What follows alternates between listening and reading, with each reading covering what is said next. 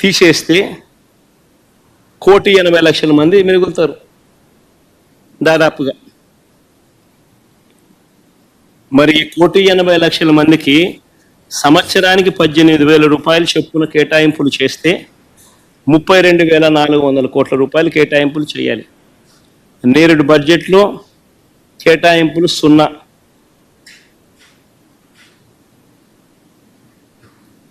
ఈ బడ్జెట్లో కేటాయింపులు 0.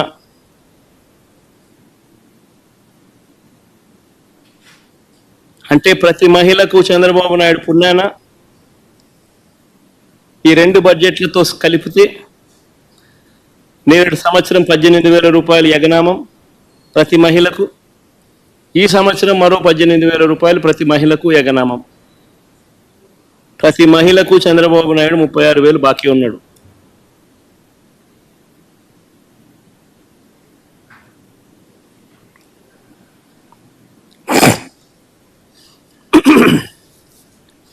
మహిళలందరికీ ఉచిత బస్సు, ఇది చాలా చిన్న హామీ వాస్తవం చెప్పాలంటే.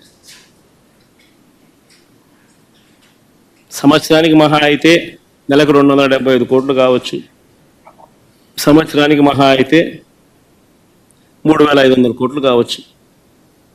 చాలా చిన్న హామీ వాస్తవం చెప్పాలంటే.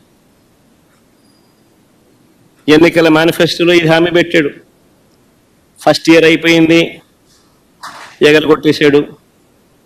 మళ్ళీ 2వ సంవత్సరం, మళ్ళీ ఈ సంవత్సరం బడ్జెట్లో చూస్తామా అంటే కనిపించడం లేదు. ఈ సంవత్సరము యగనామే. మా రాయలసీమలో ఉన్న మహిళలందరూ ఎదురు చూస్తున్నారు. విశాఖపట్నం పోయి రావచ్చు కదా, పోయి చూసి రావచ్చు కదా, బాగుంటుంది కదా అని చెప్పి. కర్నూలు, విజయనగరము, శ్రీకాకుళము, ప్రకాశము, అనంతపురం, నెల్లూరు, వీళ్ళంతా మహిళలు ఎదురు చూస్తున్నారు. విజయవాడ, గుంటూరుకు పొద్దున పోయి సాయంత్రం రావచ్చు కదా, చూసి రావచ్చు కదా, అమరావతి కడుతున్నాడు కదా, ఎలా ఉందో చూసి రావచ్చు కదా అని చెప్పి. ఉచిత బస్సు పెడితే ఉచితంగా ప్రయాణం చేసి రావచ్చు కదా, ఎక్కడికి పడితే అక్కడికి పోవచ్చు కదా, విహారయాత్రలకు పోవచ్చు కదా, చూసి రావచ్చు కదా, విశాఖపట్నం దగ్గర నుంచి, విజయవాడ దగ్గర నుంచి, గుంటూరు దగ్గర నుంచి అందరూ చూసి రావచ్చు కదా అని చెప్పి అందరూ ఎదురు చూస్తూ ఉన్నారు. కానీ ఈ పెద్ద మనిషి ఏమో ఇటువంటి చిన్న హామీని కూడా నెరవేర్చడంలో మాత్రం ఈ చంద్రబాబు నాయుడు అనే వ్యక్తి తన నైజాన్ని చూపిస్తూ ఉన్నాడు. నేడు సంవత్సరం 3,500 కోట్లు ఇదే మహిళలకు బకాయిలు ఎగరగొట్టాడు, యగనామం పెట్టాడు. మళ్ళీ ఈ సంవత్సరం మరో 3,500 కోట్లు. అంటే మహిళలకు ఫ్రీ బస్సు పుణ్యం, ఫ్రీ బస్సు రూపేణా మరో 7,000 కోట్ల రూపాయలు చంద్రబాబు నాయుడు బాకీ పడ్డాడు, ఎగరగొట్టాడు. ఇంకొక హామీకి పోదాం. కానీ ముఖ్యమైన హామీల గురించి మాత్రమే మాట్లాడుతూ ఉన్నా. చిన్న హామీలు, పెద్ద పెద్దవి గురించి మాత్రమే మాట్లాడుతూ ఉన్నా. చాలా ఉన్నాయి. సూపర్ 6 టు సూపర్ 7 టచ్ చేస్తున్న ప్రస్తుతానికి. స్కూలుకు వెళ్ళే ప్రతి విద్యార్థికి ఏడాదికి 15,000 ఇస్తామన్నాడు. 2 పిల్లలుంటే 30,000 అన్నాడు. 3 ఉంటే 45,000 అన్నాడు.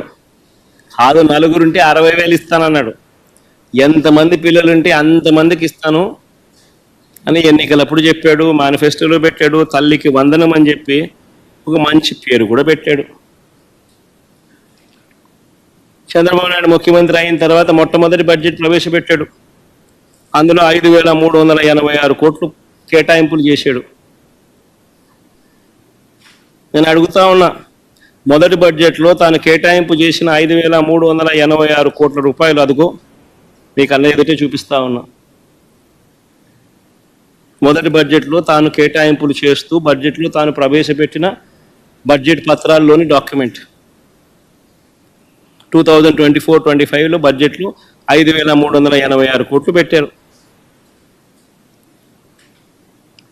రూపాయి